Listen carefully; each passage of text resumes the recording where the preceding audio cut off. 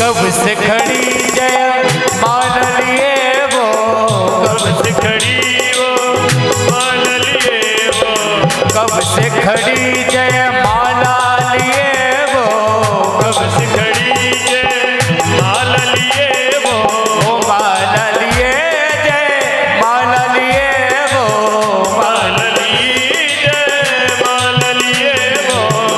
थक गए मेरे रघुवीर, ओ सिया मोरी छोटी सी जग जइयो तनिक रघुवीर, लली मोरी छोटी सी, ओ लली मोरी छोटी सिया मोरी छोटी, लली मोरी छोटी सिया मोरी छोटी, ओ लली मोरी छोटी सिया मोरी छोटी, लली मोरी छोटी सिया मोरी छोटी। जइयो तनक रघुवीर, ओ लली मोरी छोटी सी झुक जइयो तनिक रघुवीर, लली मोरी छोटी सी।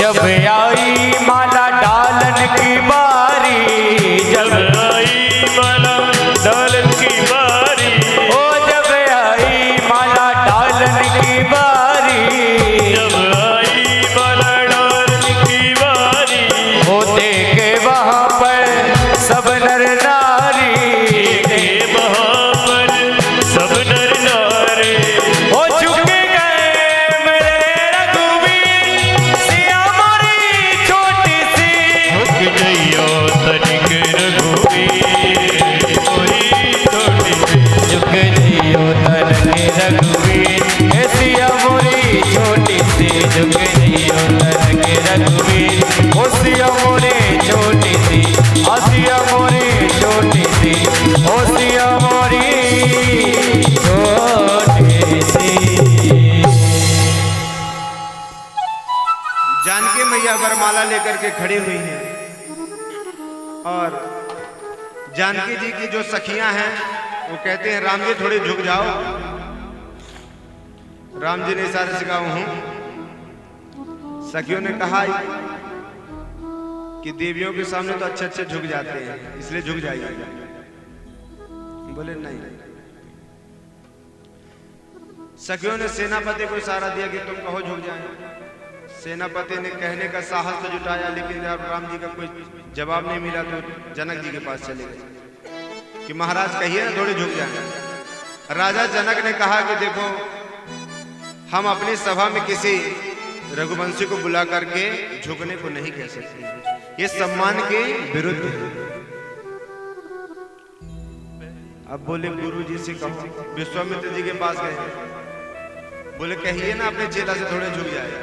विश्वामित्र जी कहा देखो धनुष तोड़वाना था तोड़वा दिया, अब ये सब चीजों में हमारा कोई रोल नहीं है, आप वहीं निपटो। लक्ष्मण जी से बोले कि लक्ष्मण जी आप कहिए ना झुक जाए। लक्ष्मण जी ने मन में सोचा मेरा क्या साहस, मैं भगवान से कह दूं, प्रभु अपने भैया से कह दो झुक जाओ। लक्ष्मण जी व्यंग मानने लगे कि अगर एक आध और धनुष हो तो बताओ हम भी तोड़ दें। अब जब लक्ष्मण जी ने देखा कि जानकी बहुत कष्ट में है, कुछ करना चाहिए, तब लक्ष्मण जी तुरंत भगवान श्री राम के चरणों में लेट गए। और जैसे ही भगवान श्री राम के चरणों में लक्ष्मण जी लेटे तो भगवान झुके और जानकी जी ने वरमाला पहरा दी। बोले राजा रामचंद्र भगवान की जय। श्री यदुकुल कोमल, श्री रघुकुल कोमल, कमल नयन को पहना जयमाला, पहना जयमाला। ओ श्री यदुकुल कोमल, कमल नयन को पहनाओ जयमाला। यदुकुल कोमल, कमल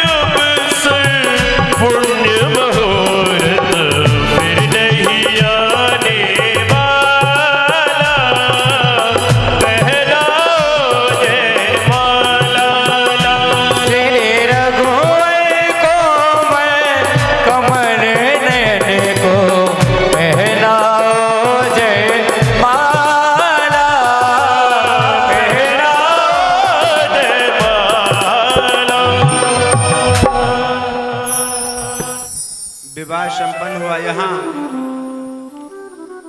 महाराज दशरथ को पता चला तो दशरथ जी महाराज यहाँ से बारात लेकर के जा रहे हैं। उस बारात में भरत जी, शत्रुघ्न जी सभी जा रहे हैं और वहीं जनक की सभा में चारों दशरथ जी के बालकों का विवाह संपन्न होता है। जानकी जी का विवाह है परात्पर श्री राम जी के साथ हुआ। उर्मिला जी का विवाह लखन लाल जी के साथ हुआ। मांडवी का विवाह भरत जी से हुआ और श्रुतकीर्ति का विवाह शत्रुघ्न जी के साथ हुआ। खुशहाली का माहौल अयोध्या में बहुत ही आनंद छा रहा था। लेकिन कहते हैं बंधुओं कि कभी कभी खुशहाली में भी नजर लग जाती है। कभी कभी खुशहाली पे भी नजर लग जाती है। अयोध्या में इतना खुशहाल खुशी का वातावरण था, तभी मंथरा ने कैकेयी की बुद्धि बिगाड़ दी और कैकेयी से कहा कि देखो आगे जाकर के अगर राम राजा बनेंगे ना तो तुम्हें दासी बनना पड़ेगा, दासी की मां बनना पड़ेगा। इसलिए आप 2 वचन अपने पहले के दशरथ जी से मांग लीजिए। मंथरा ने बुद्धि खराब कर दी कैकेयी की और कैकेयी ने 2 वरदान मांगे। दशरथ जी से कहा कि मेरा पहला वरदान है कि राम जी को वनवास हो और दूसरा वरदान है कि मेरे पुत्र भरत का राज्याभिषेक, भरत जी का राज्याभिषेक। दशरथ जी उदास हो गए। राम जी को पता चला। राम जी ने कहा कि अगर मेरी माँ की इच्छा यही है तो मैं अपनी माँ के वचनों का पालन करूंगा और मैं वनवास अवश्य करूंगा। भगवान श्री राम वनवास गए। वहां पर नदी के किनारे सभी अयोध्यावासी जा रहे थे, तभी सोते हुए अयोध्यावासी वहां सोते रह गए। राम जी वहां से चले गए। सुमंत आए और दशरथ जी से बोले कि राम जी को हम नहीं ला सके। जैसे दशरथ जी को पता चला कि राम जी हमारे हमसे दूर चले गए तो तुरंत उन्होंने राम राम कही, राम कही, राम राम कही, राम प्राण त्याग। इसके बाद श्रृंगबेरपुर में निषाद राज गुहों से सभी से मिलन हुआ। अयोध्या गए, वहां पर नासिक में पर्णकुटी बनाई, वहीं पर रहने लगे और रहते रहते एक दिन वहां वन में रावण की बहन शूर्पणखा आई। शूर्पणखा आई और वहीं पर राम जानकी जी बैठे हुए थे, लक्ष्मण जी दूर बैठे हुए थे। तो शूर्पणखा ने राम जी को देखा और देखते ही कहने लगे कि मैं चाहती हूं कि आपसे मेरा विवाह संपन्न हो। राम जी ने कहा आप तो इतने सुंदर हो, अभी तक आपका विवाह नहीं हुआ। शूर्पणखा ने कहा विवाह तो हमारा कब का हो जाता, लेकिन हमें कोई पसंद ही नहीं आता, हम सबको रिजेक्ट कर देते हैं। वैसे खास सुंदर तो तुम भी नहीं हो, लेकिन आपसे हम काम चला लेंगे।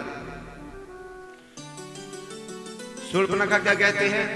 तो सम पुरुष ना मौसम नारी, तो सम पुरुष ना मौसम नारी, तो सम पुरुष ना मौसम नारी, यह संयोग है रचो जारी, यह संयोग विधि रचे हो जाए। शूर्पणखा कह रही राम जी से कि देखो आपके जैसा पुरुष नहीं और मेरे जैसी नारी संसार में नहीं मिलेगी। तो सम पुरुष नमो सम नारी। और ये जो संयोग है ना, ये ठाकुर जी ने बड़े उससे रचा है। यह संयोग विधि रहा विचार। राम जी ने कहा देखो हमारे बगल में जो श्रीमती जी बैठी है वो हमारी पत्नी है जानकी, इसलिए हमारा विवाह तो हो गया है। अगर आपको विवाह करना ही है तो देखो पेड़ के नीचे जो बैठे हैं ना गोरे गोरे से, वो हमारे भ्राता लक्ष्मण है, उनका विवाह नहीं हुआ, उनके साथ कर लो। लक्ष्मण जी के पास गए।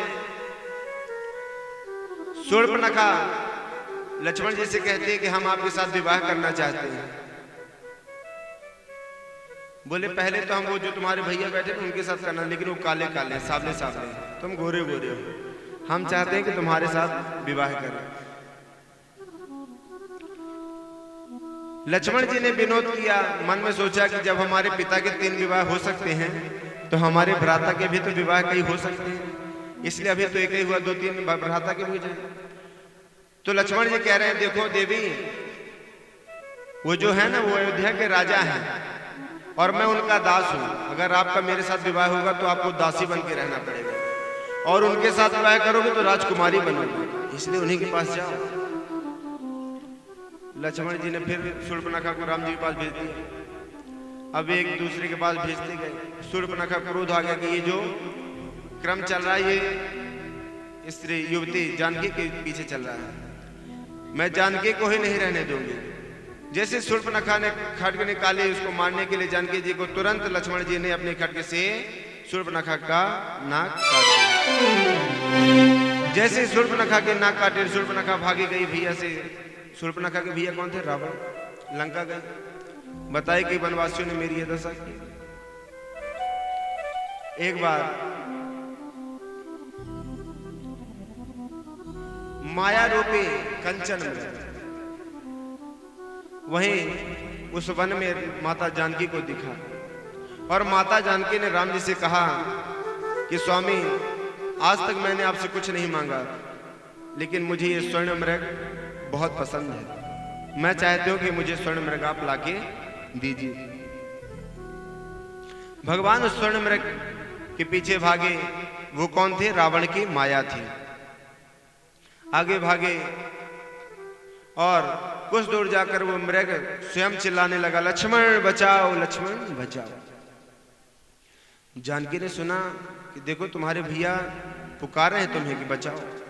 लक्ष्मण जी ने लक्ष्मण रेखा खींची कि मैया आप इससे बाहर मत आना, हम आते। लक्ष्मण जी राम जी को देखने के लिए गए। यहां पर रावण आया पुष्प विमान से, माता जानकी का हरण करके ले गए। रास्ते पे जटायु ने रोकने का प्रयास किया, रोक नहीं पाए, लंकापुरी ले गए। जब राम जी ने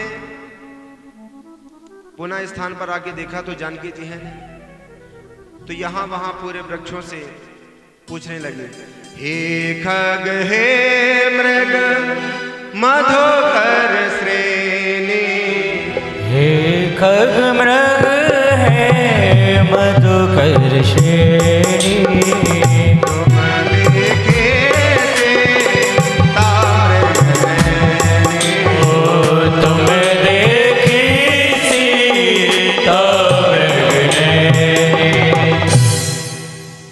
वृक्षों से पूछ रहे हैं, खाकों से, पशु पक्षियों से पूछ रहे हैं, लेकिन कोई जवाब नहीं दे पा रहा है। आगे गए, जटायु जी मिले। जटायु जी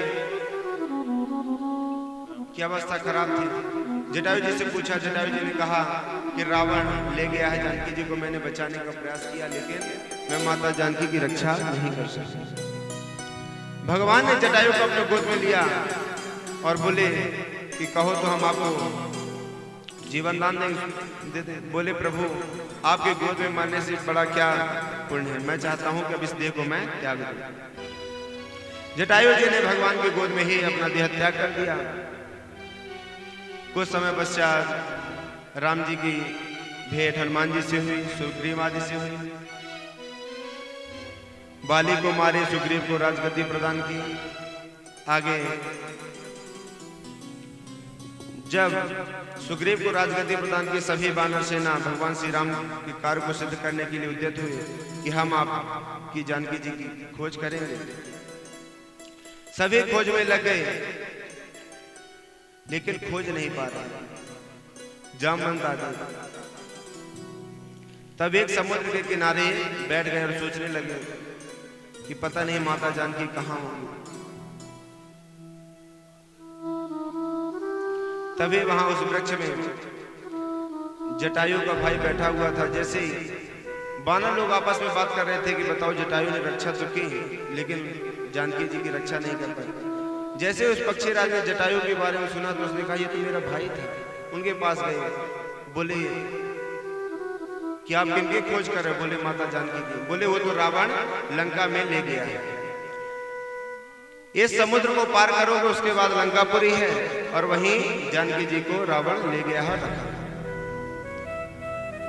तब आपस में विचार करने लगे कि ये समुद्र लांघेगा कौन? जामवंत जी ने कहा कि मैं तो लांघ सकता था, लेकिन अब बूढ़ा हो गया हूं, अब मेरे वो सामर्थ्य नहीं है कि मैं पार कर सकता। अंगद ने कहा कि मैं पार कर सकता हूं। अंगद कहीं जाऊं मैं पारा, जिया संशय कछु फिर तहीं बारा। अंगद जी ने कहा मैं जा तो सकता हूं, लेकिन आना असंभव है। तो जामवंत जी ने कहा जब आ ही नहीं सकते हो तो क्यों लपर लपर कर रहे हो, बैठ जाओ। जब आ ही नहीं सकते तो कोई मतलब ही नहीं जाने का। जामवंत जी ने कहा हनुमान जी नहीं दिख रहे हैं, कहाँ हैं? हनुमान जी तो कंकड़ समुद्र में मार रहे थे, वो शक्ति भूल चुके थे। जामवंत जी ने उनकी पुरानी शक्तियां याद दिलाई और बोले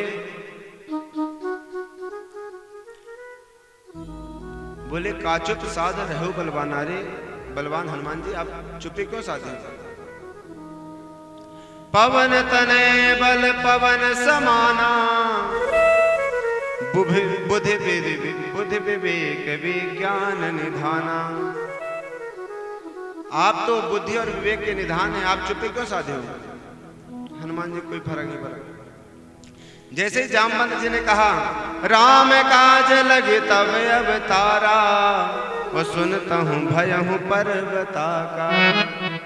हनुमान जी से बोले कि आपका जन्म हनुमान जी राम काज के लिए हुआ है, इसलिए मैं चाहता हूं कि इस समुद्र को आप लांघ जाओ। जैसे ही हनुमान जी ने सुना कि राम काज के लिए मेरा अवतार हो, तुरंत विराट रूप धारण कर लिया और बोले कि आप कहो तो गौ के खुर जैसे खेल खेल में ये समुद्र लांघ जाऊं। बोले लांघना भर नहीं है, वहां जाना, सीता मैया खोज करना आना। बोले आप कहो तो लंका को उठा लाऊं। बोले उठाना कुछ नहीं, जो कहा जा रहा वही करो।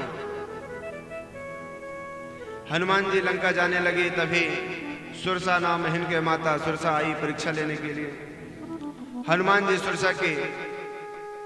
सुरसा ने कहा यहाँ से आगे जो जाता है पहले मेरे गर्भ में जाना पड़ता है, मेरे पेट में जाता है, अगर बस जाओगे तो चले जाना, नहीं तो कोई बात नहीं। हनुमान जी ने कहा देखो मैं राम काज के लिए जा रहा हूँ, थोड़ी जल्दी में हूँ। बोले कितनी भी जल्दी में हो, अगर आगे जाना है तो पहले मेरे अंदर प्रवेश करना होगा। उन्होंने कहा माता तुम्हारी इच्छा है। तब हनुमान जी अपने स्वरूप को बढ़ाने लगे। जैसे जैसे सुरसा बदनु बढ़ावा, ताव सुदोन कपि रूप दिखावा। जैसे जैसे सुरसा अपना बदन बढ़ाती जा रही, मुखमंडल बढ़ाती जा रही, वैसे वैसे हनुमान जी डबल होते जा रहे हैं। और सत जो जन मुखते ठहयो, तुरंत पवन सुत 32 भयो। जैसे ही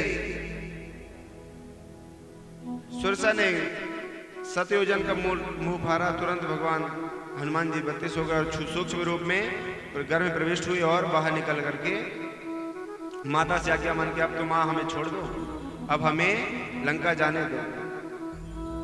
तब सुरसा ने कहा कि मैं तो तुम्हारी परीक्षा के लिए देवताओं ने ही मुझे भेजा था, अब तुम राम काज में सफल होगी, ये मेरा आशीर्वाद। राम काज तुम करी हूं तुम बल बुद्धि विधान, तुम बल बुद्धि निधान, राम काज तुम करो। हनुमान जी गए, सबसे पहले द्वार पर लंकिनी मिली, लंकिनी को एक मुक्का मारे, बेहोश हो गई। तब लंकिनी ने सोचा कि हमें बताया गया था कि जब एक मुक्का से आप अचेत हो जाओ ना, तब जानना कि निश्चर संहार निशाचरों के संहार का समय आ गया। कब के जब एक मुक्का से आप अचेत हो जाओ तभी समझ लेना कि अब निशाचरों के संहार का समय आ गया।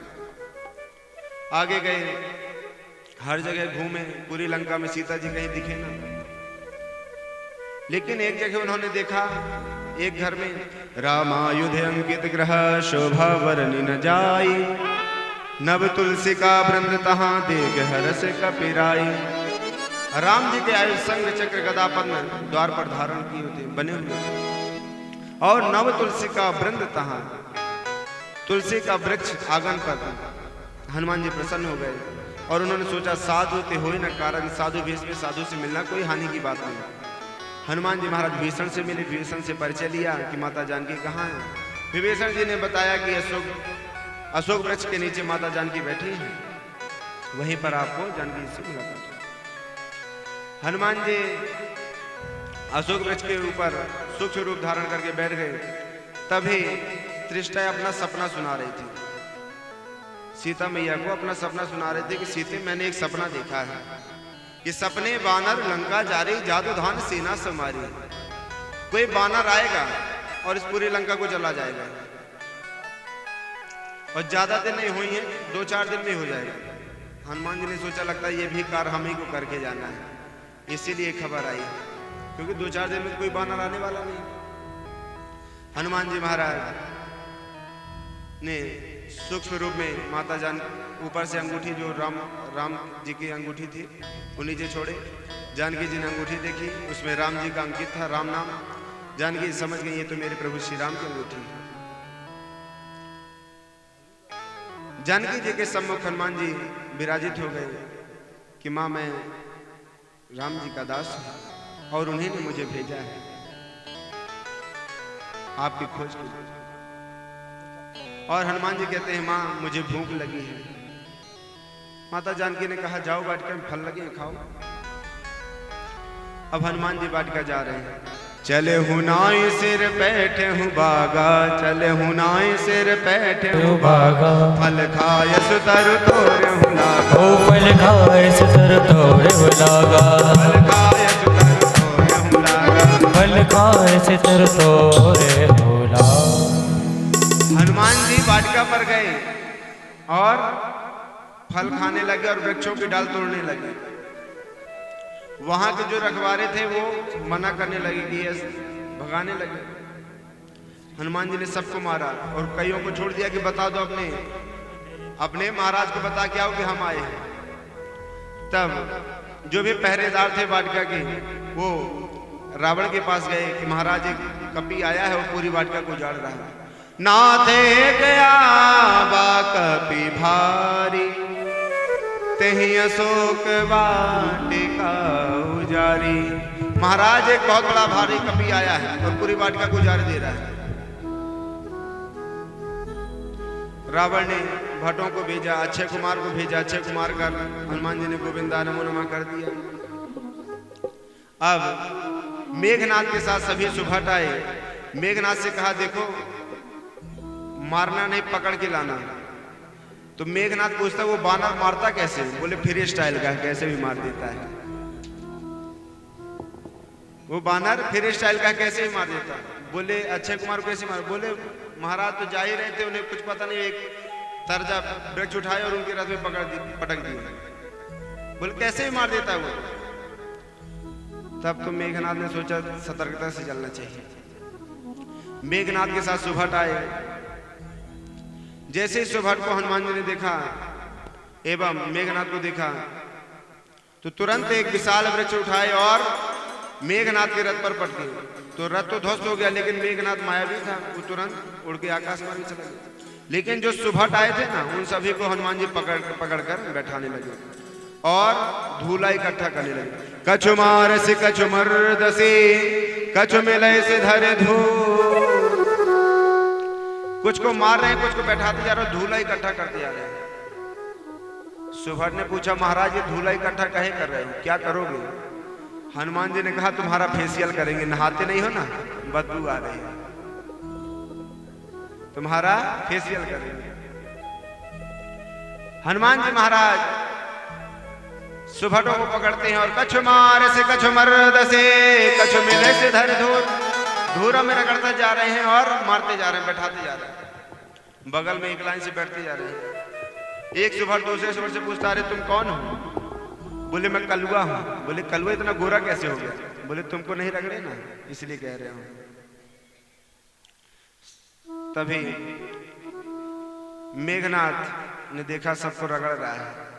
मेघनाथ जैसे नीचे आया, हनुमान जी ने मुठका मारी चढ़ा तरु जाई, एक मुक्का मारे और ऊपर वृक्ष में चढ़ गए। मेघनाथ को जैसे एक मुक्का मारा तो मूर्छित हो गए, नीचे दिख रहे। और हनुमान जी महाराज तरु मतलब वृक्ष में चढ़ गए कि दोबारा उठेगा फिर मारेंगे। आगे मेघनाथ ने चालाकी से उठ करके ब्रह्मास्त्र चलाया, ब्रह्मास्त्र से हनुमान जी को बंदी बनाए और बंदी बना करके ले जाने लगे। अब आया ऊंट पहाड़ के नीचे, उठा के ले चलो। जैसे सभी सुभट ले जाने लगे तो हनुमान जी ने कहा अच्छा कलवा उठाया है। बोले महाराज एकदम कसम हम नहीं उठवाया, ये मेघनाथ में उठवाया है, हम नहीं उठाए हैं। सुभट ने हनुमान जी को उठाया और ले जाने लगे। हनुमान जी ने देखा अच्छा कलवा कह रहा, देखो सुभट कह रहे हैं देखो महाराज अब मत रगड़ना, बहुत फरफरा रहा छरछरा रहा है, अब मत रगड़ना। धूरा से जब कोई रगड़े ना छरछराता है। बोले एक शर्त पे नहीं रगड़ूंगा। बोले क्या? हम कुछ भी मानेंगे, बताओ। तो बोले बोलो मेरे साथ, राम सिया राम जय जय राम, राम सिया राम सिया राम जय जय राम, राम सिया राम जय जय राम, ओ राम सिया राम जय जय राम, ओ राम सिया राम जय जय राम, राम सिया राम जय जय राम, राम सिया राम जय जय राम, राम सिया राम जय जय राम। जैसे राम सिया राम मेघनाथ ने सुना, अरे शत्रु का नाम लेते हो। सुभट बोले महाराज ले नहीं रहे, लिवा रहा है। आप क्या सोच रहे? सो रहा है, ये सब देख रहा है। हनुमान जी को रावण की सभा में प्रस्तुत किया गया। हनुमान जी को रावण ने आदेश दिया मार दो, लेकिन विभीषण जी ने कहा नीति विरोध न मारी दूता, किसी दूत को मारना नीति के विरोध है, इसलिए दूत को मारना नहीं चाहिए। अब हनुमान जी ने सोचा कहीं रावण को अपनी बहन शूर्पणखा की याद आ जाए तो कहीं ये ना कह दे कि अंग भंग कर पठो बंदर, इस बंदर के अंग भंग काट दो। तब हनुमान जी ने सूझबूझ से अपनी पूंछ को लिया और सहलाने लगे। रावण ने सोचा कभी के ममता पूंछ पर पावक दे हूं लगाए। रावण ने देखा ये बानर को लगता है पूंछ से ज्यादा प्रेम है, इसीलिए पूंछ सहला रहा है। तुरंत आदेश दिया इस बानर के पूंछ में पावक देहु लगाए, पावक नाम की अगली लगा दो। बोले कैसे लगाए? बोले तेल बोर पट बांध पुनी, कपड़े को तेल में बोरो लपेटो पूरे पूंछ में और अग्नि लगा दो। तब लंका के वासी हैं, उन्होंने सोचा कि हमारे लंका में क्या घी की कमी है, घी में बोर बोर करके कपड़ा बांधने लगे पूंछ में। पूंछ में जैसे कपड़ा बांधते जा रहे हैं, पूंछ लंबी करते जा रहे हैं। अब जब पूरी लंका का घी खत्म हो गया तो बोले महाराज रहा न नगर बसन घृत, अब लंका में घृत नहीं रह गया। बोले घी लगाने को बोला किसने था? तेल से बोले थे। बोले महाराज हमने सोचा इस बानर की पूंछ में कितना घी लगेगा, इसीलिए घी लगा के बांध दिया। तो बोले तेल बोल, तेल में कपड़ा बूंद के बांधो। और हनुमान जी को पूंछ में पूरे कपड़ा लगाए और पूरे नगर में घुमाए। हनुमान जी ने देखा चंदा कहां कहां से आए, जहां जहां से चंदा आया उन्हें प्रसाद देना पड़ेगा। हनुमान जी ने देखा लंका में केवल एक घर से चंदा नहीं आया है, वो केवल विभीषण जी का। तो जैसे पावक नाम की अग्नि लगाई, हनुमान जी छोटे हो गए और पूरे कनक कटारियों में आग लगा दी। भीषण जी का घर छोड़ दिए और सिंधु बुझाई, सिंधु नदी में अपने पूंछ बुझा लिए और माता जानकी से चूड़ामणि लिए और पुनः गए। फटिक शिला बैठे थे भाई, फटिक शिला पर राम लक्ष्मण बैठे हुए थे। उनसे पूरे सीता जी का परिचय दिया कि माता सीता सुरक्षित हैं। राम सेतु बांधे, सेतु बंधन के बाद गए कुंभकर्ण रावण सभी को मारे। उसके बाद अयोध्या पुनः, तब भगवान श्री राम के 14 वर्ष वनवास के भी पूरे हो गए थे और वनवास से अयोध्या आने की खुशी में पूरी अयोध्या वासियों ने अयोध्यापुरी सजाई। जितने दिन तक भगवान श्री राम अयोध्या में नहीं थे तब तक किसी के घर में लाइट नहीं जली, किसी ने दीपक नहीं जलाया, किसी ने पैर में चप्पल नहीं पहनी, किसी के यहाँ घर में मंगल कार्य नहीं है। आज भगवान अयोध्या आ रहे हैं तो पूरी अयोध्या पूरी दीपोत्सव से सज रही है। भगवान श्री राम अयोध्या आए। अयोध्या आने के बाद भगवान श्री राम का राज्याभिषेक हुआ, और राज्याभिषेक का छोटा सा भजन, उसके बाद भगवान श्री अवध में छाई खुशी की बेला, अरे अवध में छाई खुशी की बेला लगा है अवधपुरी में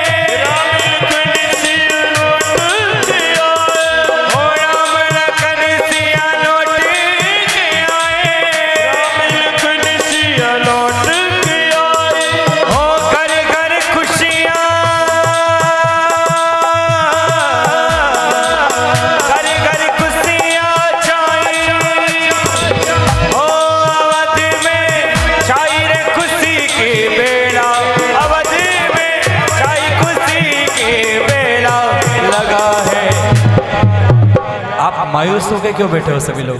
जरा उठाइए दोनों हाथ प्रेम से।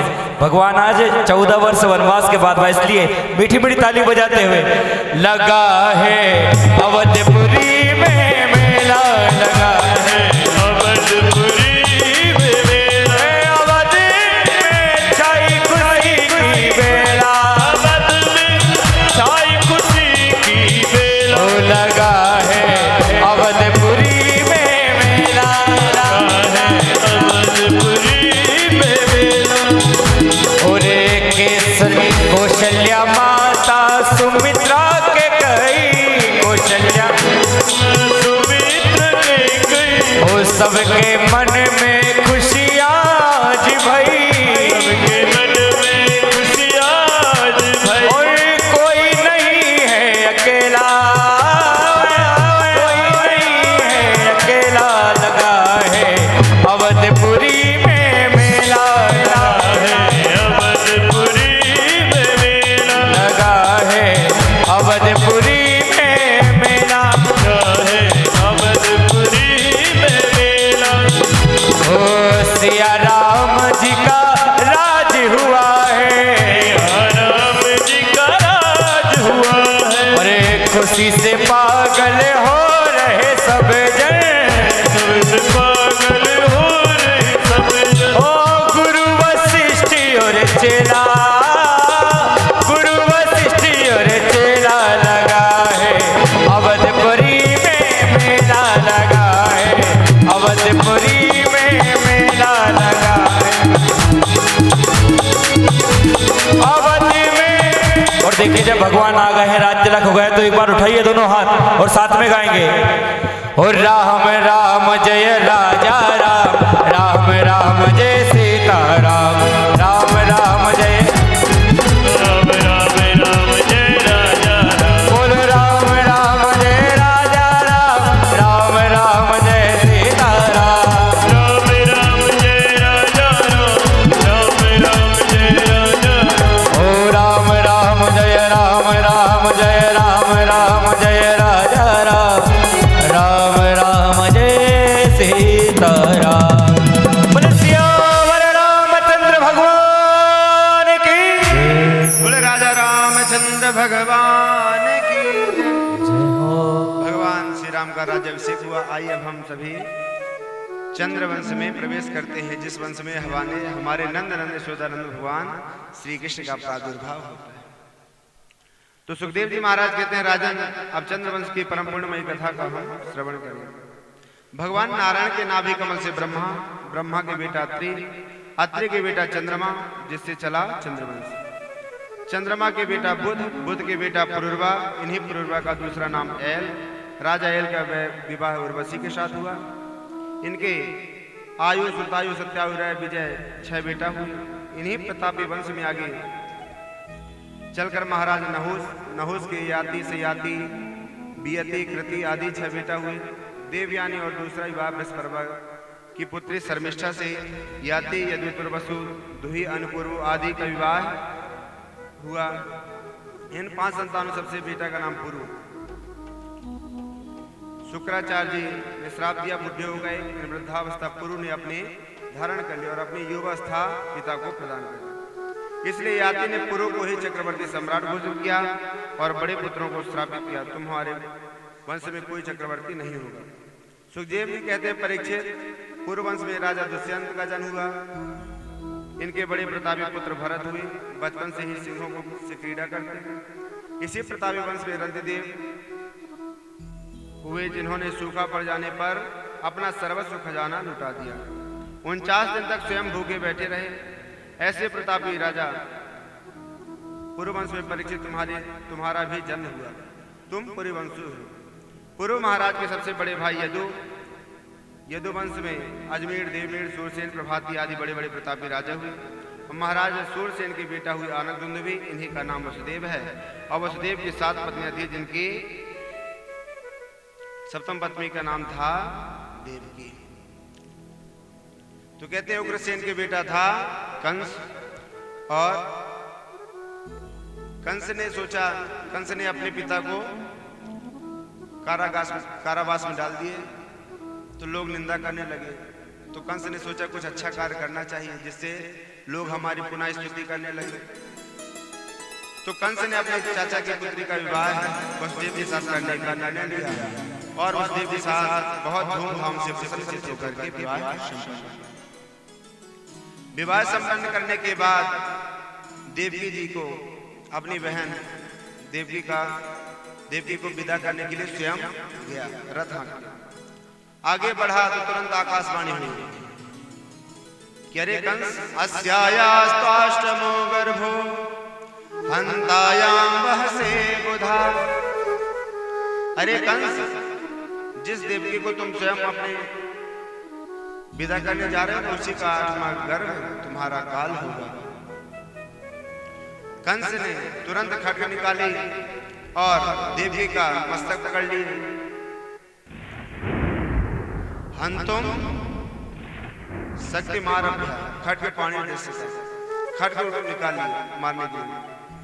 वसुदेव जी ने समझदारी से काम लिया और बोले कि देखो, देवकी से तो तुम्हें कोई खतरा नहीं है, देवकी का 8वां गर्भ तुम्हारा काल है, इसलिए जो भी संतान हमारे होंगे हम अपने संतान को आपको प्रदान कर देंगे, आप मार देंगे। बोले आपको हमारे कारागार में रहना पड़ेगा। सब शर्त मंजूर हो गई, कारागार में रहने लगे। प्रथमम कीर्तिमजम नामा, देवकी की पहली संतान हुई जो कीर्तिमंद थी, उसको ले गए। कंस ने छोड़ दिया। नारद जी आए। नारद जी ने सोचा अगर ये कंस दया दिखाने लगेगा तो भगवान कैसे अवतीर्ण होंगे। तो एक कमल का पुष्प लेकर के गए 8 पंखुड़ी वाला। बोले कि वो कौन जा रहे हैं? बोले वसुदेव जा रहे हैं, बालक को लेके आए थे, हमने जीवन दान दिया, छोटा सा बच्चा हमारा क्या बिगाड़ेगा। बोले महाराज पहला भी 8वां हो सकता है, 8वां भी पहला हो सकता है। बोले वो कैसे? बोले ये कमल की पंखुड़ी गिनो, यहाँ से गिनो तो ये 8वां आएगा, वहां से गिनो तो 8वां। कंस ने सोचा बात सही है, देवताओं की कुछ कही नहीं जा सकती, कैसे भी कर सकते, पहला भी 8वां कर सकते। कंस ने प्रथम पुत्र को मारा, द्वितीय तृतीय चतुर्थ पंचम षष्ठम 7वें गर्भ में बलराम जी आए, संकर्षण के द्वारा रोहिणी मैया के घर में प्रवेश कर दिए गए। अब 8वें गर्भ में भगवान नंदन यशोदानंदन आ रहे हैं देवकी के घर में। योग माया को आदेश दिए कि तुम जाओ यशोदा के घर में प्रविष्ट हो जाओ। योग माया ने कहा हम ऐसे थोड़े जाएंगे। तब भगवान ने कहा कि आप वहां अवतीर्ण होंगे और आप ही की पूजा दुर्गा मैया काली मैया अष्टभुजा में आपका पूजन होगा, संसार में लोग पूजेंगे। माता योग माया ने कहा ठीक है फिर जाते हैं। यशोदा जी के घर में योग माया प्रविष्ट हो गई बालिका के स्वरूप में। अब यहाँ 8वां गर्भ कंस के कारावार में भगवान का हुआ। भगवान शंख चक्र गदा पद्म धारण किए थे। देवकी ने कहा कि आप कौन हो? बोले हम आपके बालक हैं। बोले आप इतना शंख चक्र गदा पद्म क्यों? बोले हम अब इसलिए आए हैं कि अगर आप लोग हमारी रक्षा ना कर पाओ तो हम स्वयं अभी रक्षा कर सकते हैं, लेकिन अगर हम बालक बन जाएंगे तो आपको ही हमारी रक्षा करनी पड़ेगी। तब भगवान ने पूरा संदेश दे दिया कि देखो हम बालक छोटे बन जाएंगे, आप हमें लेना और यहाँ से जमुना पार करके गोकुल हमें छोड़ाना। वहाँ यशोदा जी के यहाँ एक बालिका का जन्म हुआ, उसको लेकर के आ जाना। बोले महाराज वसुदेव जी बोले मैं तो बेड़ी बंधन में हूँ, कैसे आपको ले जाऊंगा? बोले जैसे आप हमारा स्पर्श करोगे बंधन से मुक्त हो जाओगे। भगवान छोटे स्वरूप में हो गए। वसुदेव जी ने जैसे ही हाथ भगवान को उठाने के लिए प्रयास किए, बढ़ाए, तो ऐसे ही हाथों की बेड़ी खुल गई। आगे चलने के लिए पैर बढ़ाए तो पैर की भी बेड़ियां खुल गई। जैसे जैसे आगे बढ़ते गए सारे द्वार के पट खुलते गए और वहां के जो भी द्वारपालक थे सभी सोते गए, सभी अचेत हो गए, बेहोश हो गए। अथ काल गुणोपेता कालः परम शोभना। जब भगवान जाने लगे तो काल में परम शोभन है। बारिश होने लगी और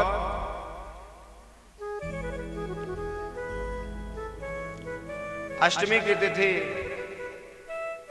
मध्य रात्रि में 12 बजे भगवान का प्रादुर्भाव हुआ था। गोकुल गए, यशोदा जी की जो संतान थी उसे ले आए और यशोदा के बगल में ही अपने संतान को लिटा करके चले आए। जैसे पुनः मथुरा आए तब जैसे जैसे अंदर बढ़ते पूरी बेड़ियां लगते जाती और द्वार भगवान को हाथ लगाए तो आगे बढ़ते द्वार खुलते जाते, लेकिन जैसे माया को हाथ लगाए जैसे जैसे अंदर बढ़ते तो द्वार बंद होते जाते। आगे बढ़े बेड़ियां लग गई, पैर में वो लग गए। तो कहते हैं माया को अगर हाथ में लोगे तो बंध जाओगे और मायापति को हाथ में लोगे तो सभी बंधन से मुक्त हो जाओगे। बोलो राधे राधे। वहां पर नंद बाबा के यहाँ नंद बाबा 90 साल के डोकरा है गए, छोरो छाकरो भयो ना। एक बार संत मंडली पधारी, उन्होंने नंद बाबा ने खूब चकाचक रमणी रसमलाई खिलायो। सभी ऋषियों ने आशीर्वाद दिया, नंद बाबा पुत्रवान भव। नंद बाबा ने कहा ये बुढ़ापे में का आशीर्वाद दे रहे हो, 90 साल के डोकरा है गए, छोरो छाकरो भयो ना, अब जा बुढ़ापा में छोकरों का आशीर्वाद दे रहे। संतों ने कहा कि बाबा अब जब तक छोकरो ना होगो तब तक हम जय पूजा करेंगे, तेरे छोकरा होगो तभी जाएंगे। बोले ठीक है, चकाचक खाओ भजन करो।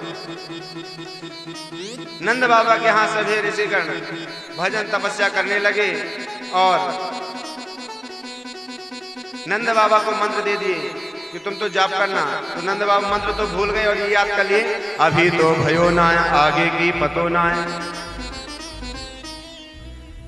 तब एक बार जो ननन थी यशोदा जी की सुनंदा, यशोदा जी के नंद ने सोचा कि अगर हमारी भाभी के बालक होगा तो हमें 9 लाख हार मिलेगा, इसलिए हमेशा भगवान से प्रार्थना करते हे प्रभु हमारी भाभी के तो लाला को ही जन्म हो तो ठीक है। एक बार सुनंदा अपने भाभी के कक्ष में देखने गई, वहां पर बालक देखा तो तुरंत खुशी से पारावार नहीं रहा, तुरंत अपने भाई नंद बाबा के पास गई और कहते हैं बाबा, अरे नंद बाबा। बोले क्या बात है, बाबरी है क्या चिल्ला रही। बोले बाबा तेरे घर लाला को जन्म भयो, बाबा तेरे घर लाला को जन्म भयो। नंद बाबा तुरंत वहां से अभी तो भयो ना आगे की पतो ना छोड़ करके माला और तुरंत लाला का दर्शन करने के लिए आए और आज ब्रजमंडल में आनंद का पारावार ले रहा। नंद के घर आनंद का नंदन भगवान की जय, बाल कृष्ण भगवान की जय। आइए हम सभी भगवान श्री कृष्ण का स्वागत करते हैं। स्वागतम कृष्णा शरणागतम कृष्णा, स्वागतम कृष्णा सुस्वागतम कृष्णा। ओ स्वागतम कृष्णा सुस्वागतम कृष्णा, स्वागतम कृष्णा सुस्वागतम कृष्णा।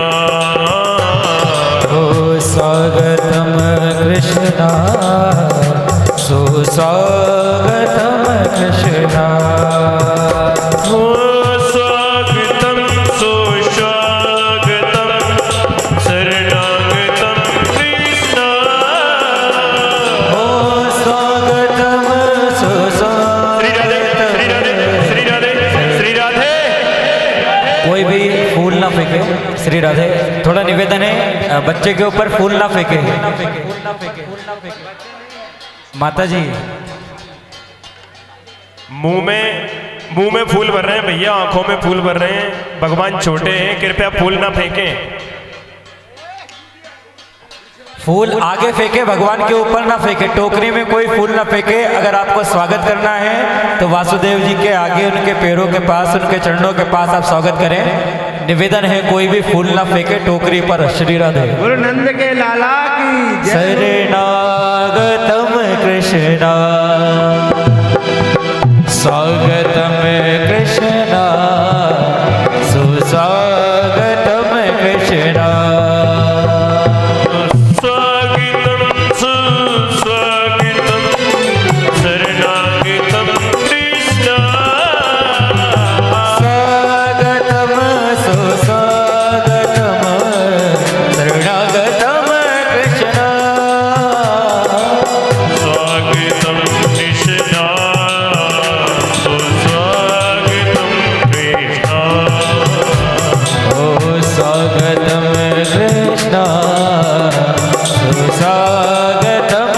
कृष्ण।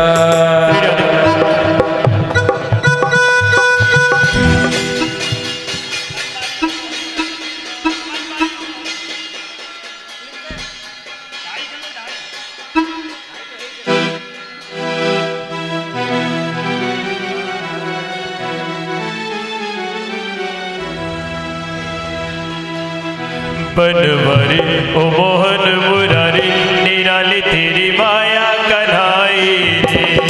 ओ बनवारी ओ मोहन मुरारी निराली तेरी माया कन्हाई रे। बनवारी ओ मोहन मुरारी निराली तेरी माया कन्हाई रे। ओ बनवारी ओ मोहन मुरारी निराली तेरी माया कन्हाई रे।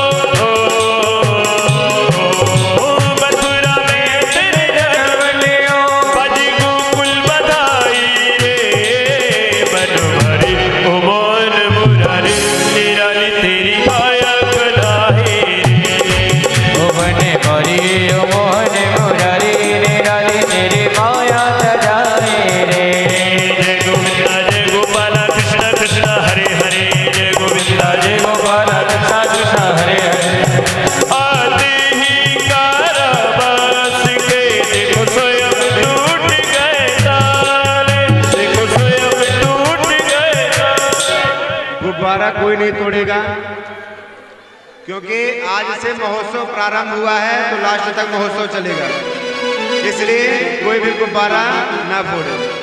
राधे राधे, हरि बोल। आते ही कारावास के देखो स्वयं टूट गए ताले। देखो स्वयं टूट गए ताले। गीत लोग आ गए हर बंधन तोड़ने वाले। हर बंधन तोड़ने वाले। अष्टम अब तो अष्टम संसार अष्टमी हुई तेरी आदि से महान। बोलिए बढ़ा दे। अष्टमी हुई तेरी आदि से महान। जय जय श्री कृष्ण भगवान, जय जय श्री कृष्ण भगवान। जय जय श्री कृष्ण भगवान, जय जय श्री कृष्ण भगवान। हुआ बुद्ध को प्रगट बुद्धि सबकी चकिराई रे।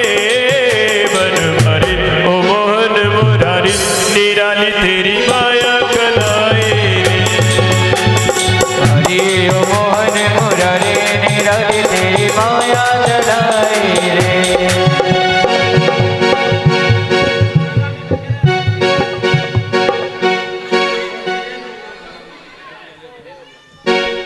तो देखिए, ऐसे खड़े रहकर हमको यहाँ भगवान का जन्मोत्सव नहीं मनाया है। खड़े होने रहने से कुछ नहीं होना, इसके नाचना भी पड़ेगा। अरे लाला जायो है